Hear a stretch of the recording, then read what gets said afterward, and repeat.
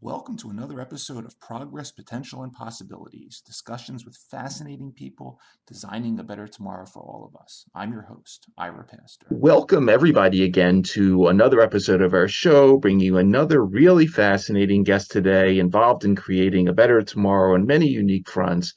Today we have the honor of being joined by Dr. Jennifer Fogarty, who is the Chief Scientific Officer for the Translational Research Institute for Space Health, or TRISH, at Baylor College of Medicine. She also serves as the Director of the Applied Health and Performance Division of Sophic Synergistics. As the Chief Scientist of TRISH, Dr. Fogarty leads a very innovative and high-risk research and technology development portfolio, ultimately focusing on addressing some of the most challenging human health and performance risks of space exploration. At Sophic Synergistics, which is a woman-led and women-owned human-centered design firm, specializing in integrating human factors, engineering, and human health and performance into a business model. There, she's focused on developing and expanding their portfolio and application of medical technologies for use in remote medicine, telemedicine, and home health care. And ultimately, in both roles, Dr. Fogarty's goal is to help increase access to high-quality health care, empower patients and medical providers by incorporating these technologies of precision medicine, cutting-edge science and technology, ultimately with actionable data both in on Earth and out in space. Dr. Fogarty has over 20 years of experience in medical physiology and extreme environments and was NASA's Human Research Program Chief Scientist for many years.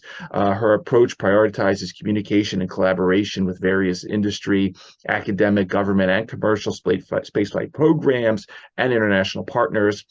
She values and seeks collaboration with the various external institutions and government agencies, ultimately to address and assess fundamental and mechanistic discoveries, as well as innovative prevention and treatment strategies for application to preserve health and performance.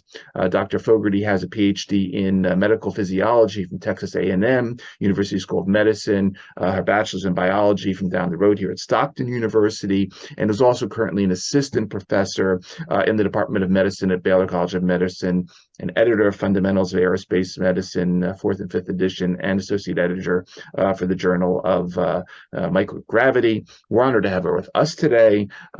Dr. Jennifer Fogarty, thank you so much for taking time to come on the show. Yeah, thank you for the invitation. Excited to be here.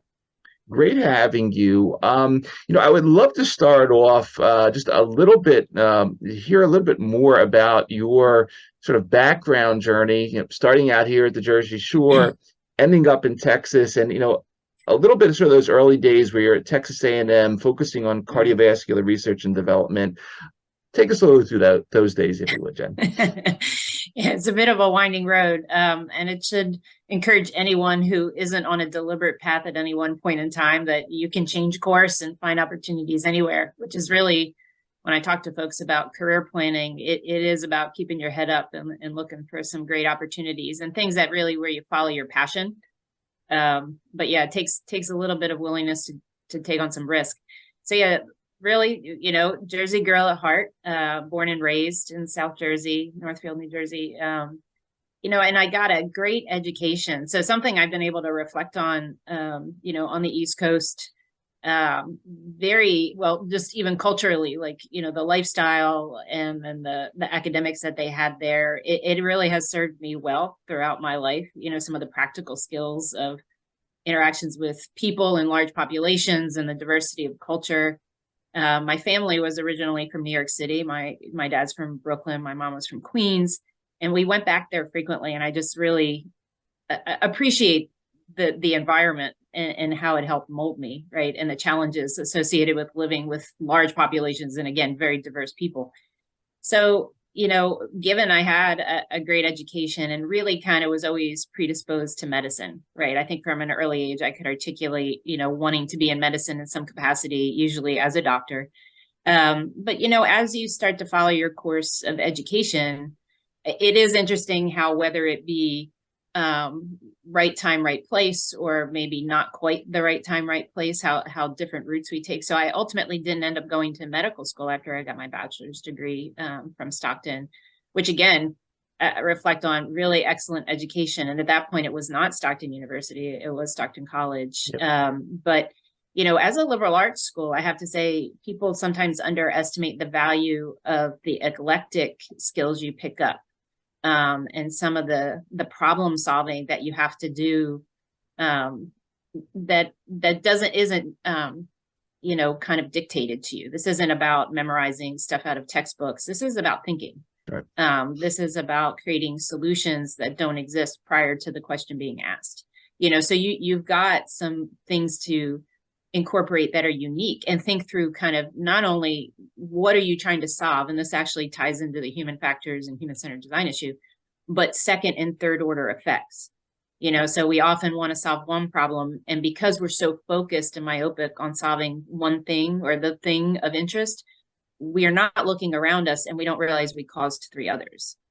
So how do you strike this balance of solving something but not causing other problems? And this is in the pharmaceutical industry, right? We say, okay, well, there's side effects, and we just know that, and we accept that. Yeah. And you're like, but should we?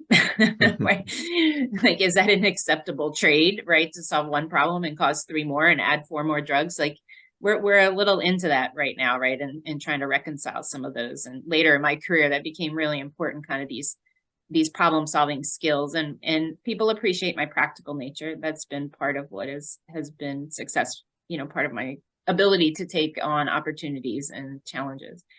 So after Stockton, I started to look around, and when medical school wasn't going to exactly be a direct entry, I was like, well, what are my other options? And I was always very interested in research. Mm-hmm. How does medicine happen?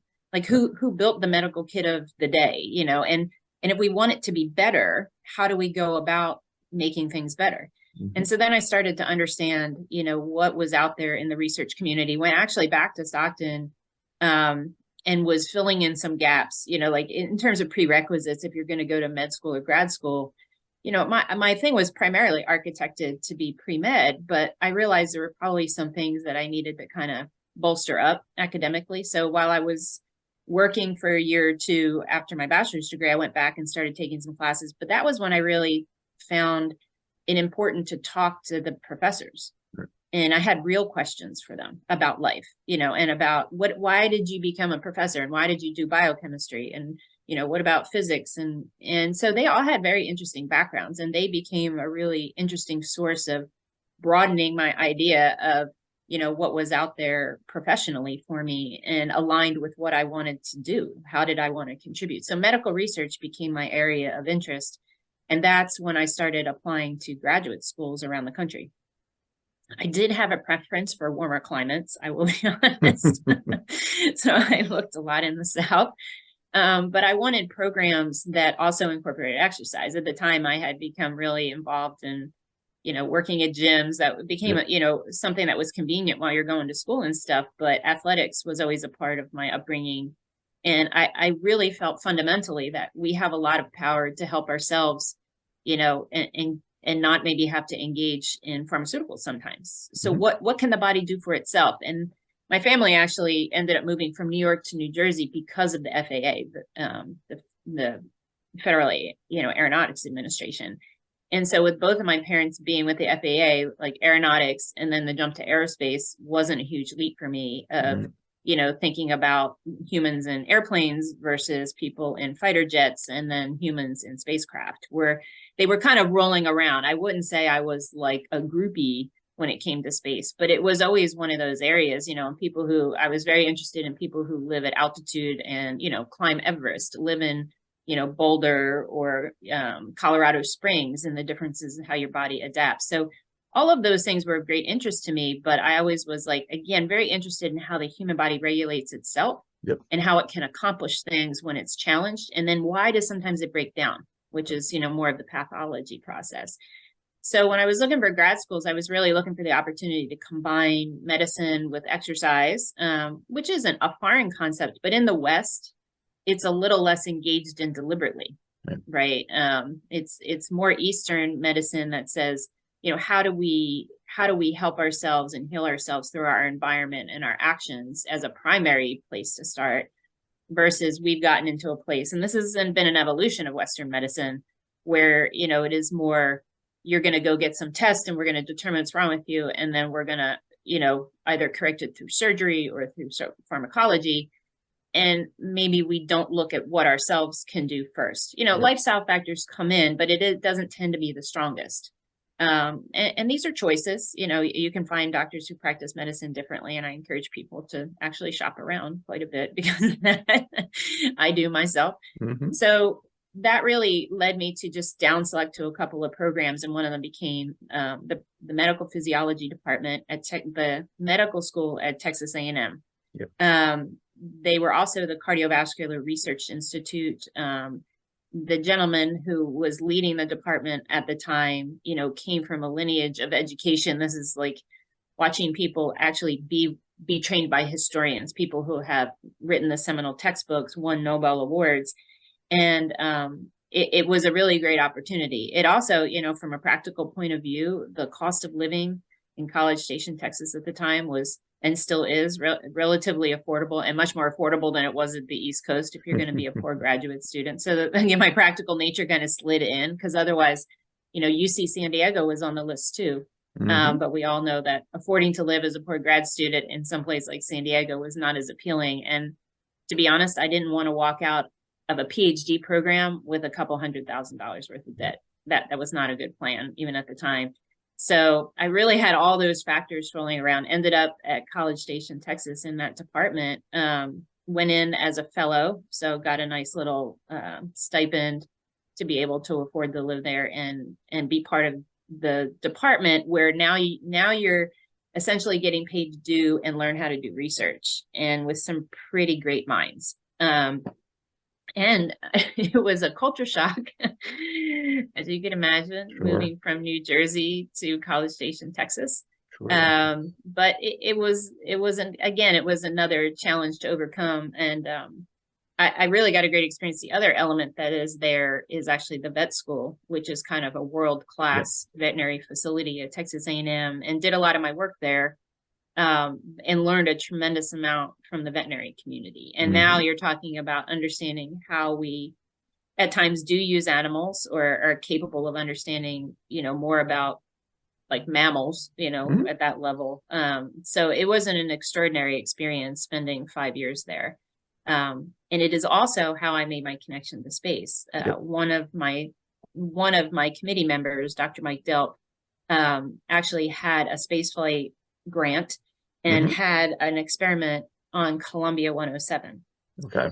So Columbia 107 was the one that ultimately did not return. So I worked for him, and a group of us went over to Florida and worked at Kennedy Space Center in late 2002, 2003. And we were there for the launch. And we were there the day it was supposed to land. And, at that point, I started to understand a little bit more, anyone who makes that type of sacrifice, for an endeavor makes a big impression. I was there to see the families not have their family return. So we were at the landing strip, and they were next to us in the grandstands, because in that day, like, again, the shuttle landed on a runway like a plane. And at that there was no cell service. So most of us, and cell phones were just not as common in 2003 or as capable. But we're sitting there, and you could hear what's called Merritt Island calling for the shuttle. Okay. And you're supposed to hear 2 sonic booms, and then the shuttle should come into view and approach the runway. And that just was not happening over and over and over again. And we waited about 45 minutes, I think. And it was clear then some military people were there, as they usually are, because this is also Cape Canaveral, which is an Air Force base. And they whisked the families away on the bus. And it wasn't until we got put on other buses and were taken back to the administration building that cell phones started ringing and we found out what happened. Yeah. So pretty much from there on out, I had this insight into how I could contribute to what was going on in the endeavor of spaceflight, how my background and my skill with medical physiology, which really it put me in a position to understand underlying medical risk and do work that could contribute to a larger evidence base that says, not only can we understand this for astronauts who are doing this extreme thing and taking on this challenge, but we could also learn from them how the human body adapts and kind of unlock some secrets that we just can't get insight into here. So it's in some ways, it's a scientific model that you say, okay, we're going to take this organism and we're going to perturb the system in a really strange way to elicit a response that could reveal to us pathways that we can't see because of the kind of convoluted nature of the environment we typically live in. So, it's not unusual scientifically to try to control some variables and perturb others. And essentially, spaceflight creates a paradigm like that.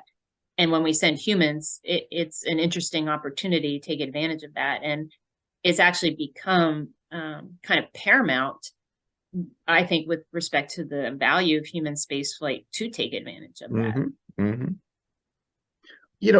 Along those lines, so, as you were saying, you were at Texas A&M, and I was going through some of your PubMed, and you're focusing on things at the time like vascular endothelial growth factors and how this affects vasodilation and so forth. Neuropilin-1, I'm not exactly sure where that fits in, but it's sort of all these cool sort of different transcription factors and proteins and so forth involved in vasodilation. You moved to NASA Johnson Space Center, and so here we're in the cardiovascular system, and then I saw some fascinating two sets of fascinating presentations. One where you sort of looking at the dynamics of the space shuttle's engines and making some comparisons to the human heart. And here we're going to the physiological levels you were mentioning, flow and sort of fluid dynamics and all that neat stuff. Obviously, the human heart is this important pump. It does a lot more than just things at the cellular level.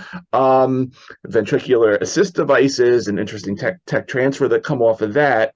And then also you start working in another very important human system, the eye, and start looking at edemas, the flattening of various parts of the folds in the eye and so forth, things that happen, once again, when we send folks up there for long duration spaceflight. Talk a little bit about this, if you would, because I think, we don't think the heart and the eye connected, but they're very similar in the sense, obviously things happening at the genomic and the cellular level, but also at the, as you said, the complex physiological level. Yeah, no, you did some great work there. Let's move on. And what's cool about being a physiologist is you can be all over the place, right? Like it really was an interesting background and kind of aligns with my. And I'll get to your question because it is fascinating and there are so much to learn from the different organs and how they operate. But I can't promote physiology enough to people because it's the systems engineering kind of framework of the human body. Mm-hmm. In the engineering community and building, say, a vehicle, system engineering to kind of bring together all the pieces, understand how they're going to interact, like how do they function individually. But then when you put them in the same context and they have to interact and they're dependent, their effects and affects, who's tracking all that? Like, how does it end up working as a machine? And the human body is like the most energetically efficient machine known to man. We can't design one better. And it self-regulates to a degree. We don't even understand the sensor systems when you bring up molecular, and we're just getting tools now to even get those insights. Mm-hmm. We knew them before as at an anatomical level and a physiological level. But, as the microscope was discovered, people figured out there were cells. It wasn't just tissue. And then, we went subcellular. So there were great opportunities at NASA to do cross-discipline work and get some insights from different people who had been working on things and saw the cross-discipline pollination and the benefits of it. So yes, definitely was always very cardiovascular driven, and the heart being the central pump of the cardiovascular system. But those blood vessels are intrinsically intertwined with every tissue we have, right? That's how they're getting their nutrients. That's how waste is being removed. But they're not passive conduits. They're very active, and they are responding to tissue needs. Sometimes what's really insane with exercise is those vessels respond to a need the tissue has yet to express. But because we have a cognitive awareness of a need, it actually trips off a series of events pre-event. So that's actually been something that on the exercise side, that the concept of just anticipating a need, your body already starts to change recruitment of capillaries to meet a presumed need of an exercising muscle, which is usually people thought, oh, it has to become hypoxic first. Like it has to go to work, run out of oxygen, and then this other series of events are going to occur. More capillaries will get recruited, more blood flow will get there, more oxygen will be delivered, more CO2 will be removed. And that was the order of events that was presumed. It was shocking when people found that even before you exercise, if you, given the ability to measure this, that these things were happening. So the other element is how the body uses these tubes, your blood vessels, to actually kind of coordinate flow at times, because this will get relevant in a second with the space-associated neuro-ocular syndrome. And in the pumps. So your reference to the left ventricular assist device is replacing one of your large ventricles for people who are in heart failure. And it is either a bridge to transplant, or ultimately it was also discovered that if you let the heart rest and you get rid of the problem, the root cause of why your heart was failing, the heart can recover. And that was another just phenomenal, recognized finding, I believe, by a Nobel Prize, that something like a terminally differentiated cell, it's like a cardiac myocyte, could actually recover. That was thought like once it's damaged, it's damaged. It's a permanent issue. So one of the cool things was that they had to do for the shuttle main engines all of this mathematical engineering work to get the fluid flow, because in if you watch any of, like, especially the Apollo documentaries and the propulsion plates, you have to feed fuel continuously. And if there are any gaps or bubbles, and you get like these fits and starts where, if you drive your car, before we had, different types of injectors, like fuel injectors, like I'm the worst with carbureted cars because I have no patience. I don't like warm up. And it's a train wreck. But I'm much better with, nicely computer managed fuel injection that doesn't stop any, make sure that the flow is not uninterrupted. But your body does that by design. Your body has uninterrupted flow to all the necessary tissues. And if it doesn't, you have a problem, right? And usually pretty quickly that you have symptoms of some sort, discomfort, pain, lack of function for whatever that might be, walking, thinking at times. However, it was, if we're creating an assist device, how do we make sure that flow isn't interrupted? And they also were having problems with red blood cells getting destroyed in these turbine-like flow systems, where the shuttle had figured out some laminar flow criteria that essentially what your body's doing with the capillary is lining up, it's kind of keeps on shrinking the vessels. And so the cells kind of have to congregate, and they got to start lining up behind each other. They can't go into at a time and bump into each other. They got to line up. And, that was some interesting insights into using math and, again, doing kind of systems engineering on a human organ. So now when we get into spaceflight, there's a lot of dynamic change with where fluid sits in the human body and where it's pushed and pulled. We don't have gravity pulling blood down into blood vessels of the legs, the veins. And you start thinking about tissues and compartments, and there's a lot of equations that come into play when you try to study, well, why does fluid stay in a vessel versus when does it go into a tissue? And of course, when fluid comes out of the blood vessels and goes into the tissue, there's an amount that should be providing nutrients to the cells, but sometimes it's just extra plasma, and that causes tissue swelling, right? And so, like, people at the end of the day, if you've been on your feet a lot, you get that edema. You can see the prints of your socks. That means your skin has been overloaded with fluid, so now it's a different size, but it's also like squishy, right? And it can be deformed. But that actually happens inside your body as well. It's just not obvious, right? You don't see it. You don't see the marks. Well, when it came to spaceflight, you get this shift of a lot of fluid toward the head that normally wouldn't be there, right? Normally we're upright, so you get like a natural drainage system down. Even seated, you get it. You get a little less of that when you're laying down. So your body has experience with getting fluid shift when you lay down at night. But again, we don't spend 24 hours, 7 days a week. Some patients do, which is where there's a relationship with Earth treatment here in spaceflight. But when astronauts go into spaceflight, it's a 24/7, 365, or how many every days are going to stay up there, that this shift of some amount of volume that wouldn't normally be there is in the head and neck. And because we've evolved in gravity, we don't have the same sensors above our clavicle because it hasn't been necessary. Okay. So when you go into spaceflight, when the fluid goes up above the neck, it's relatively unregulated. And the fluid will leak out of the vessels into the tissue. So most astronauts, and we talk about, you get puffy face. Most astronauts in flight, you'll notice their faces are kind of swollen looking, and their eyes are squintier because even their eyelids are swollen. Well, that's the obvious effect. Well, what about the inside of your head? You know, and that's one of the tissues that's impacted is your eye. And we're talking also about what may be going on with the brain. So then you start using those equations that talk about pressure differentials across the tissue bed. It says, why are we not getting outflow that you know, is equal to the inflow? So you have zero net gain of fluid in the tissue. There should be no pressure differential allowing fluid to leak into the tissues. So we've got an outflow. We've either got an extra inflow problem or we've got an outflow deficit. So now this, what's called delta P, the pressure differential across the tissue, is getting bigger.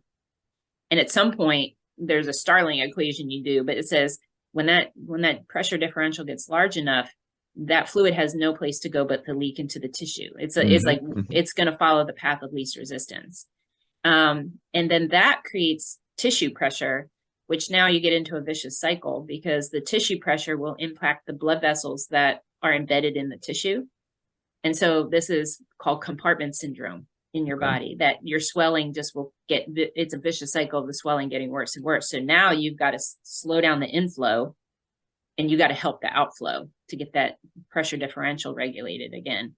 So in spaceflight, the question is, because of where the eye is in the cranium, it's really challenging to affect inflow and outflow. Now you have to work at the level of the neck or below, right? You got to attack the problem in an area that you can actually manipulate flow and pressure. So we've worked on different studies that actually use a lower body negative pressure device. Okay. The Russians call it a chibis. And we have stuff like this on Earth, and it's for different reasons, but you can put someone in, these are pants, very large looking pants that are connected to a vacuum. And there's a tight seal around, say, the waist or like around at least the lower rib cage.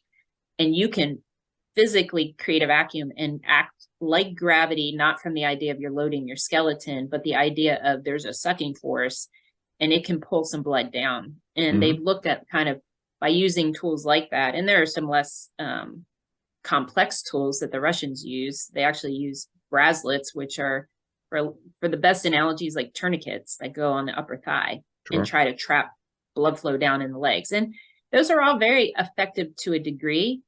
But at some point, when you're in microgravity without artificial gravity, you know, you're only kind of buffering this shift. You're never gonna defeat it, you know, permanently.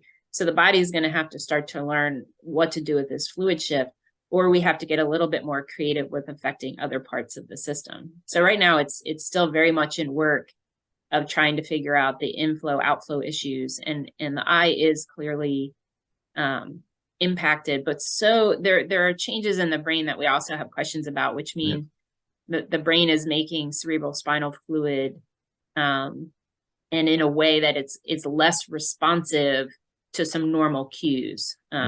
So the pressure changes, and we have a hypothesis that intracranial pressure is actually going up, but that's yet to be actually demonstrated because the way you get that information is usually very invasive. And when you start doing invasive procedures in something like spaceflight, now you're causing many other risks, which could be way worse than the problem you're trying to solve.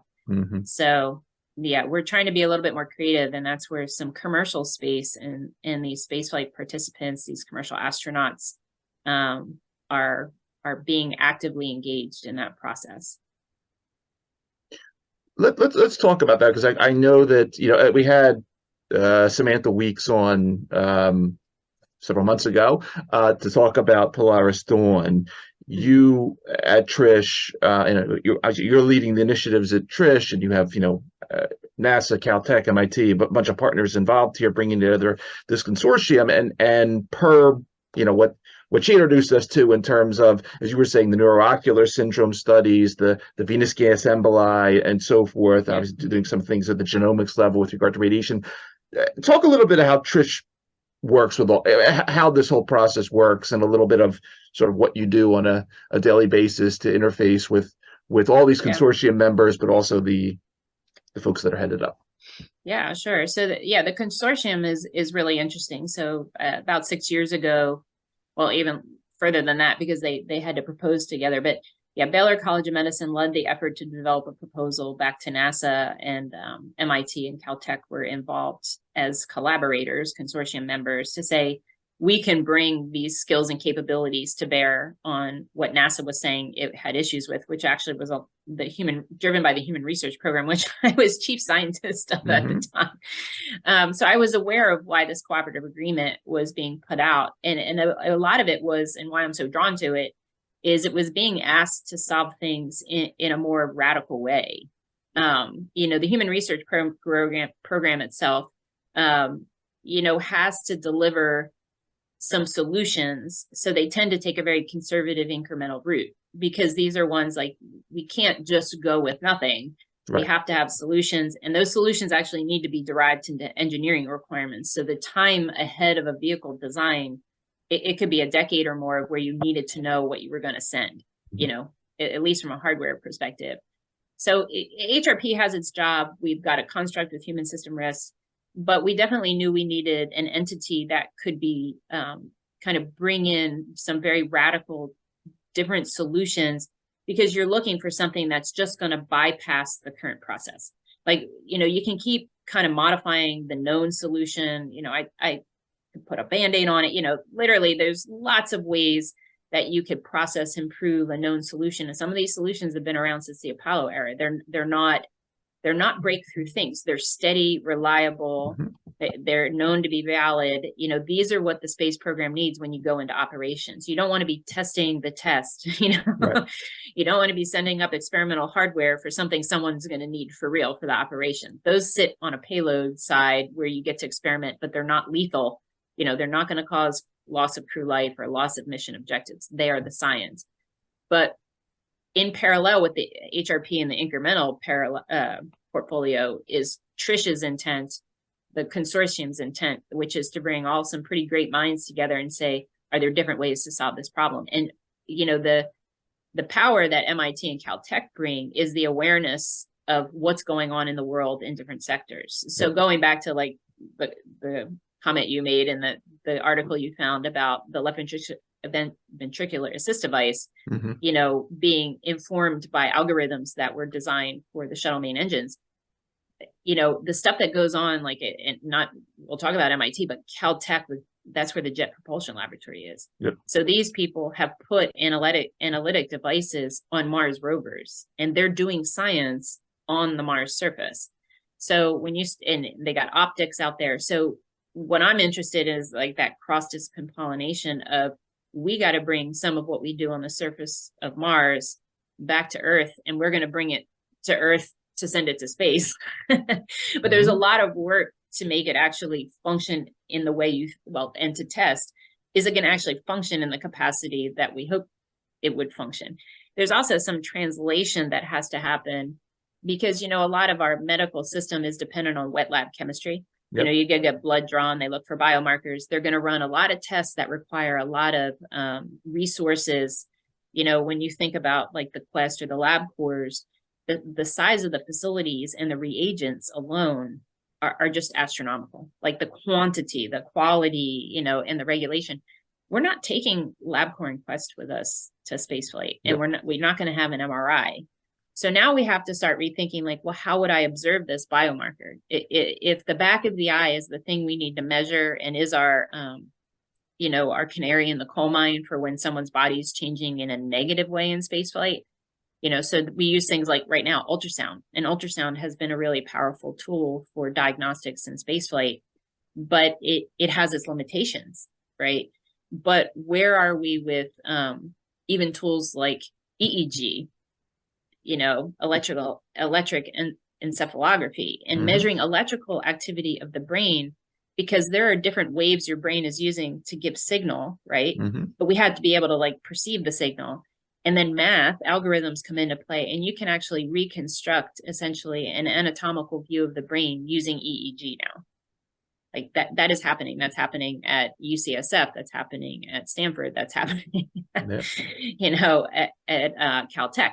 And what our consortium is really bringing is our ability to know and understand what's going on out in the world that no one person or entity could be aware of. The amount of data that's pushed out, like, doing the research you did, and when you go into a capability like PubMed, if you try to read every paper that comes out every day, every week, that's what you'd be doing full time, so you need an army of people, and then you need some like good machine learning and like archiving and database accessibility that says, how do we start understanding what are the new signals? How are those signals measured? And do those things align with the constraints of spaceflight? Or do we have to start, I call it like bend them?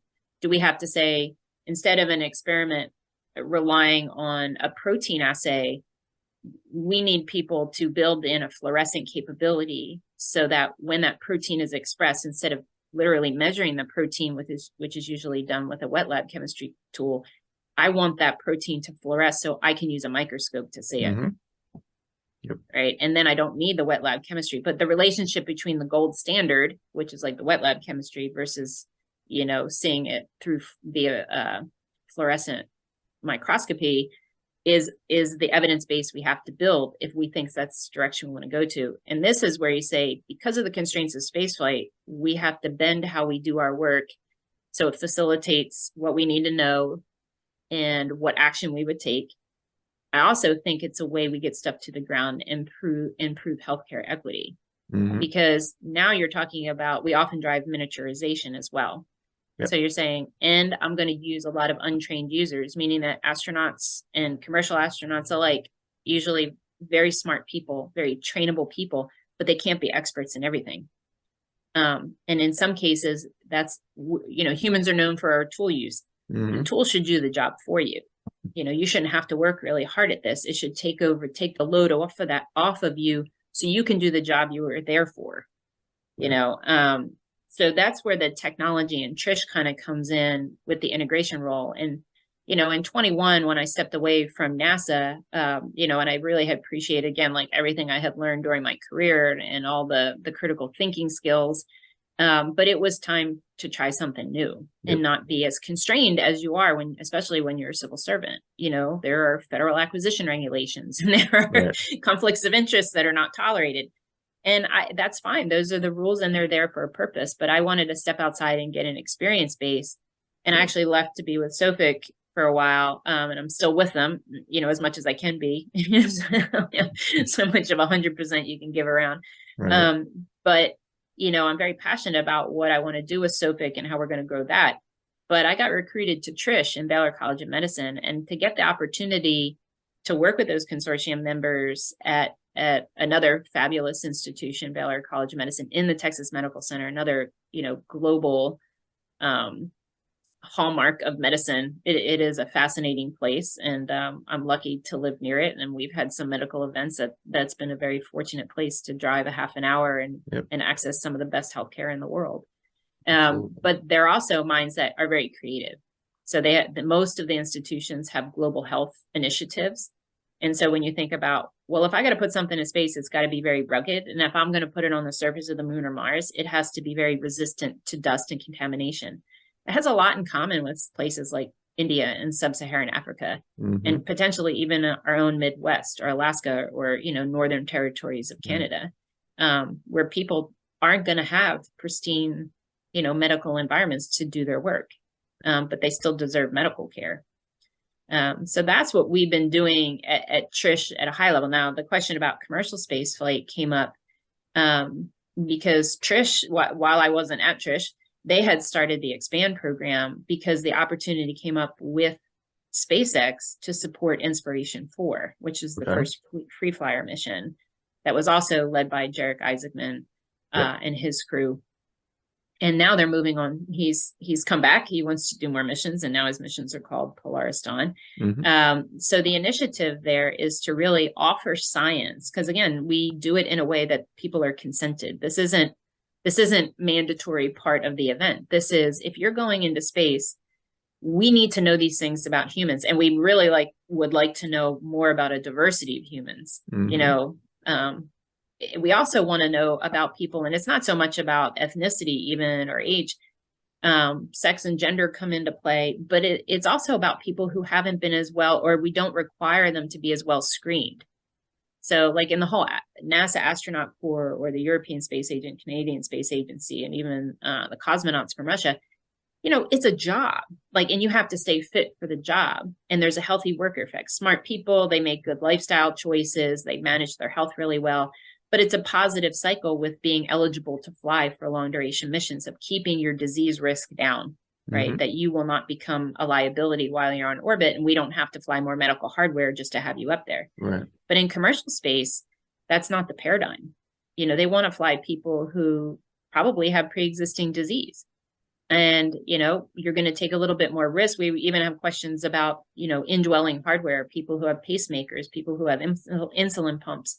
You know, how are these fluid dynamics going to affect some of your hardware, or, you know, the electrical magnetic interference, the EMI that might be happening inside? Essentially, when I give my talks, it's like, you're not building just a vehicle when you're taking humans. You're building an exoplanet. If you don't take it, you can't get it out of nothing, right? No, you can get creative. We always talk about MacGyvering stuff, solutions, but that's, you know, piecing together solutions out of material you have. But if you don't bring certain things, they're just not there. So you kind of got to preconceive, and a lot of that is probabilistic risk modeling, because you can't take everything. You can't take an ER with you. You can't take a freestanding hospital with you. That's not there. The MRI is not there. But what can you take? But what do you really need? And that's kind of where the people part, the human-centric part. If we understand where people are vulnerable and where they're robust, we can make better specific choices about what any one mission takes with them. The question is, have you arranged the vehicle hardware interface in a way that you could do it in a modular sense, that you could change out the medical kit in a meaningful way per mission? Because different people flying will need have different probabilities of a disease kind of manifesting while they're there. And, you know, we learn a lot from even the Antarctic, because that's another place where you have a lot of constrained access, and people are isolated for many months at a time when they go down onto the ice. So you can run some scenarios through there, but, you know, again, there's a lot of work that says, how healthy do people need to be, and what is health? Health is a continuum.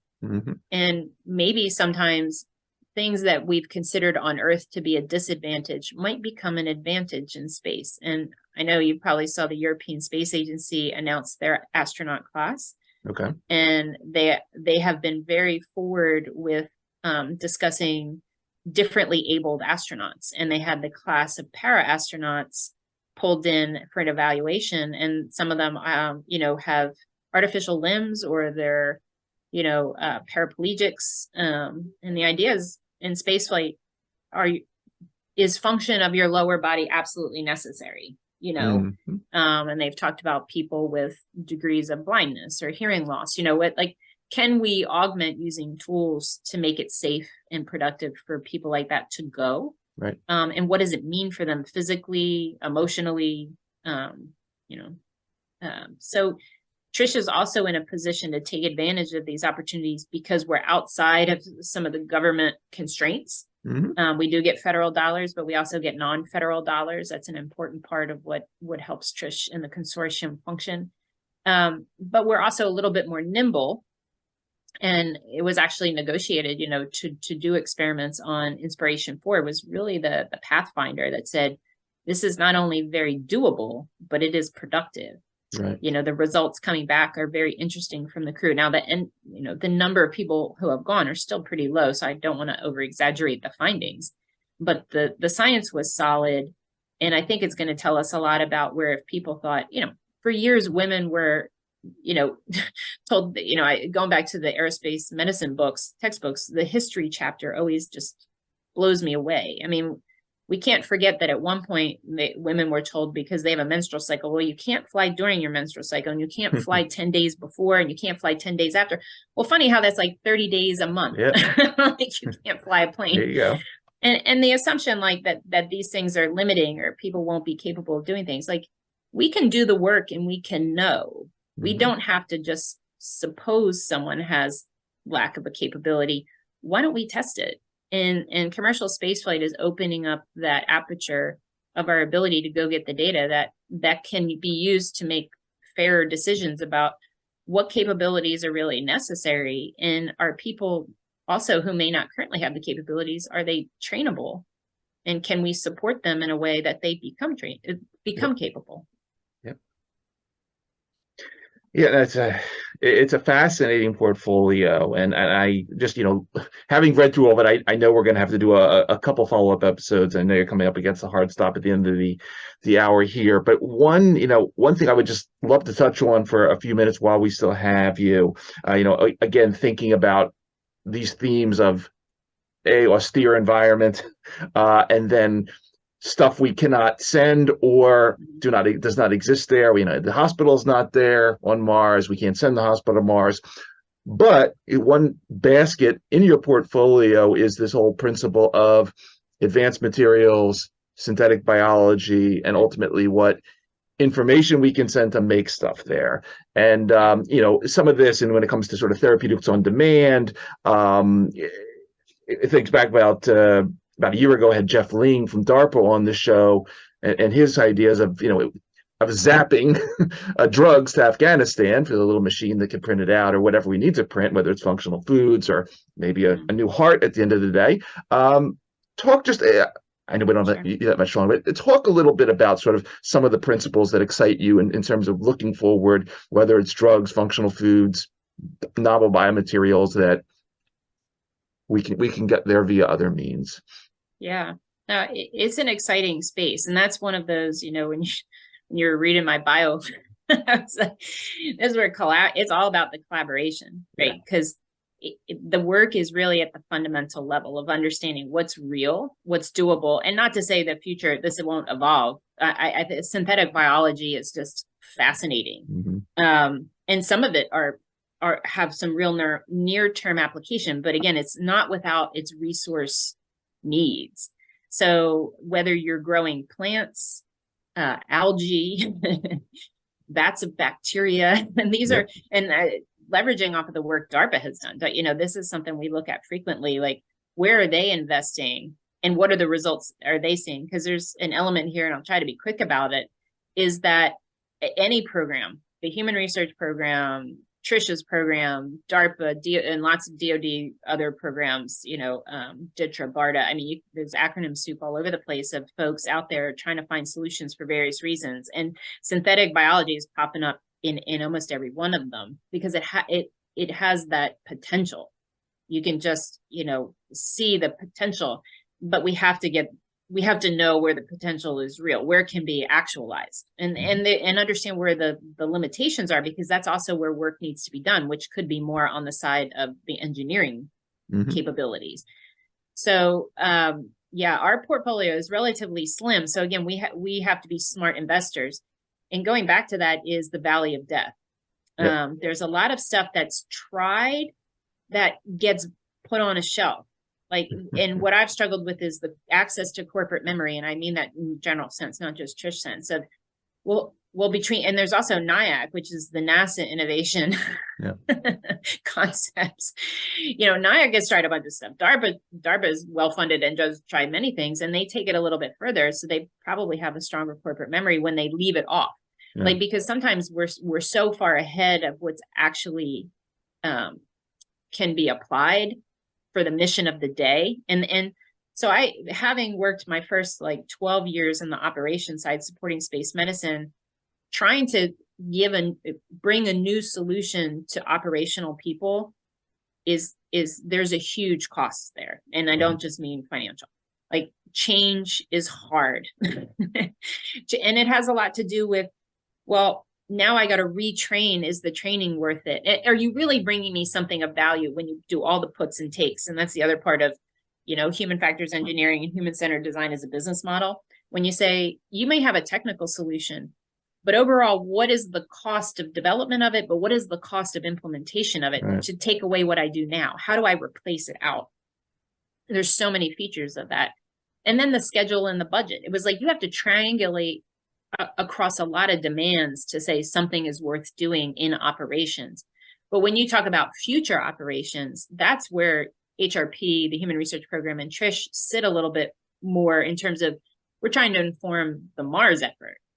I think doing moon to Mars is exactly smart, because low Earth orbit and Mars should be the moon should be our test bed for the Mars effort. That's how we build the evidence base and reliability. And I say, even with the International Space Station, the phase is utilization. Now we've built it. And so doing science and research and development on the space station is operations. Yeah. Right. So to engage people, and that's same with low Earth orbit and commercial destinations, like the operations are R&D, sometimes back to Earth if we can make the case for it, but it's definitely for advancing human exploration of space for the purposes, that we can discuss on your podcast. Yeah. But I think there's a lot there. Now, synthetic biology, and we have funded some work, which I think is remarkable, and it was, done by the people before me. So they had some pretty great insights. Now, my job is to take what we do know and figure out where I take it. Right. What do I mature?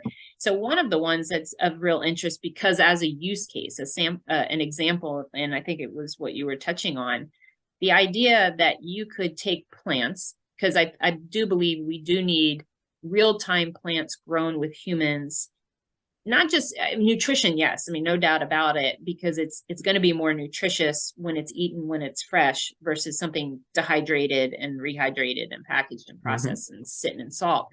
But people are very keen psychologically to deal with stuff that they have to tend, right? And have a relationship with your food, even if it is vegetables. Like that's been measured even on the International Space Station and down in Antarctica, like as a very beneficial component of these long, arduous journeys where people are not going to have access to anything that they had on Earth, including their family and friends and their meals of choice. Like when you've been stripped of most of your pleasure resources, you go after, like, we call it like Maslow's hierarchy, just some real fundamentals. But within growing plants, the work that this investigator was doing, Karen McDonald, she was able to alter plants while they were growing so that they could synthesize needed active ingredients from pharmaceuticals. Nice. But it didn't change the entire crop. That was the beauty of it, because some people were doing engineering on the seed level. So then the whatever you were growing from the seed automatically produced, what was the molecule of interest.